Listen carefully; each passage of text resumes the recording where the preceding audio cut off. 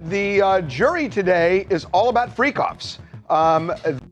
Hey everyone, welcome back to the channel. Today's video is a deep dive into the dramatic final moments of the Sean Diddy Combs trial. After weeks of intense courtroom proceedings, both the prosecution and the defense have delivered their closing arguments.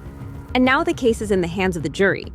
We'll break down exactly what happened in those final statements, what each side argued, and what comes next. Let's get into it.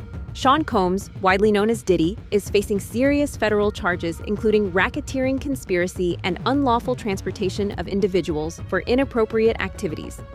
The case has drawn nationwide attention, not just because of Combs' celebrity status, but also due to the sensitive nature of the accusations and the high-profile people involved. The trial officially began on May 5th and stretched over 7 weeks, during which time over 30 witnesses took the stand. One of the most talked-about testimonies came from his former partner, Cassie Ventura, whose statements added intense emotional weight to the case. The prosecution, led by Christy Slavic, spoke for nearly 5 hours during their closing argument. They painted a picture of Combs as the leader of a dangerous and manipulative group. Their claim was that Combs used his wealth, fame, and access to influence and control vulnerable individuals. They alleged that he orchestrated events referred to as freak-off parties across luxury hotels, where power imbalances and lack of consent were key concerns. Slavic emphasized that under federal law, only one act of coercion, manipulation, or force is required to find a person guilty of racketeering or related crimes. This meant that the jury didn't have to believe every story. Just one was enough to convict. On June 27th, defense attorney Mark Agnifilo delivered a passionate rebuttal. He argued that while Diddy's lifestyle may have been unconventional or even unsettling to some, it was not criminal. Agnifilo insisted that all activities described in the trial were between consenting adults and that no federal crimes were committed. He also pointed out that Cassie Ventura had settled a civil case with Combs for a large sum of money, suggesting that the motivation behind some of the accusations could be financial rather than justice-seeking. In a surprising twist, Agnifilo mentioned actor Michael B. Jordan to illustrate Cassie's independence and confidence, challenging the idea that she was powerless or trapped. The defense admitted there were difficult moments in the relationship, but they stressed that no evidence pointed to a criminal conspiracy. In a final rebuttal, Assistant U.S. Attorney Maurene Comey stood up once again to drive home the seriousness of the charges. She directly addressed the defense's arguments, stating that a civil settlement does not erase the possibility of criminal wrongdoing. Comey was clear: the presence of money, fame, or even previous agreements doesn't excuse behavior that involves manipulation, intimidation, or control.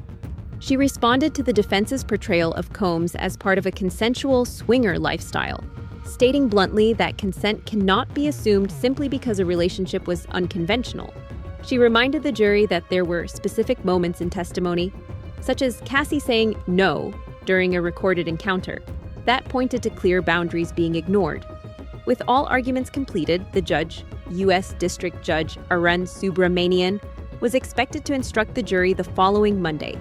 After that, jury deliberations would begin, possibly starting on June 30th. If the jury finds Combs guilty on any of the key charges, he could be facing decades, potentially even life, in federal prison.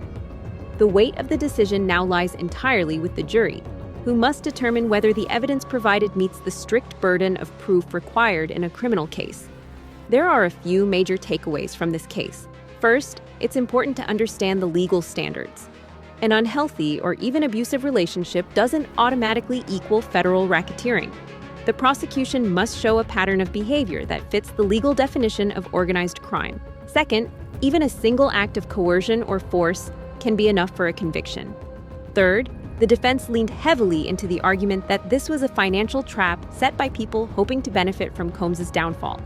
And finally, the trial has raised broader questions about celebrity culture, accountability, and how private relationships intersect with public justice.